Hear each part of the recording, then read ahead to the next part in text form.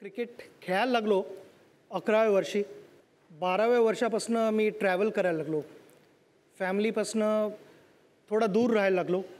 त्यानंतर ज्यावेळेला इंडियाला खेळायला लागलो, थोड्या टूर्सचं जे ड्युरेशन असतं ते थोडं लांबत गेलं. कधी कधी आधी सुरुवातीला 10 दिवस किंवा 2 आठवडे बाहेर असायचो. इथे नंतर 6 आठवडे 8 आठवडे वगैरे बाहेर राहायला लागायचं, कधी कधी त्याहूनही जास्त. माझ्या मुलांचे वाढदिवस किंवा माझी वेडिंग ॲनिव्हर्सरी, माझ्या आईचा वाढदिवस, अशा बऱ्याचशा गोष्टी मिस केलेल्या आहेत. आणि ज्या वेळेला आपल्याकडे एवढे सण असतात, त्यावेळेला सुट्टी नक्की असते. पण आम्हाला कधी ती सुट्टी नसते. आम्ही ऑलवेज ज्यावेळेला तुम्हाला सुट्टी त्यावेळेला आमची मॅच एवढं नक्की. आणि आम्ही आनंद घेतला मॅच खेळण्यात. मी कंप्लेंट करत नाही आहे अजिबात, कारण तुम्हाला मॅच पाहून आनंद मिळत होता आणि मला मॅच खेळून आनंद मिळत होता. मी म्हणतो की एक ड्रीम असतं, ते ड्रीम तुम्ही चेस करायला हवं. आणि ते ड्रीम चेस करताना तुम्हाला काही काही गोष्टी करायला लागतात. तर कधीच असं म्हणू नये की मी एवढं सॅक्रिफाईस करतो आहे. तुमचे गोल्स अचीव करण्यासाठी काही काही गोष्टी आयुष्यात करायला लागतात. वा वा.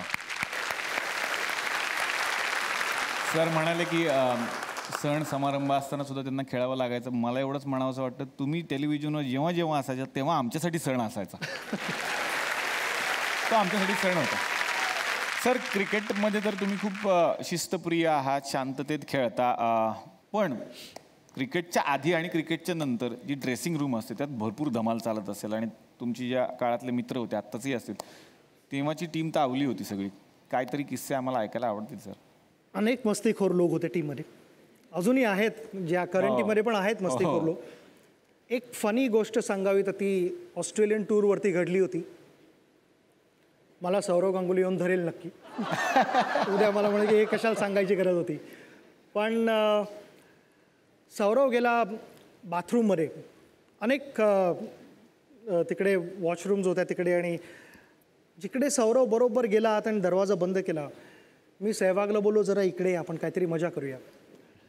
तर सहवाग मला सारखा विचार, काय करायचं काय करायचं. मी म्हणलं, तू फक्त तोंड बंद ठेव, आधी माझा शर्ट आहे ना ह्याच्याबद्दल आपण बोलूया थोडं. आणि जे शोलेमध्ये जेलमध्ये जो होता, जेल में सुरंग म्हणून, तो थोडा रोल आम्ही केला इकडे.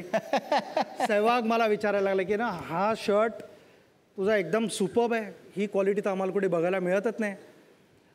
आणि नेमका आमचा कोइन्सिडेंटली तिघांचा कॉन्ट्रॅक्ट एकाच कंपनीबरोबर होता. तर मी बोललो की माझी अट होती त्या कंपनीला की माझ्यासाठी स्पेशल बनवून यायला पाहिजे आणि ते दुसऱ्या कोणाला देता कामा नाही.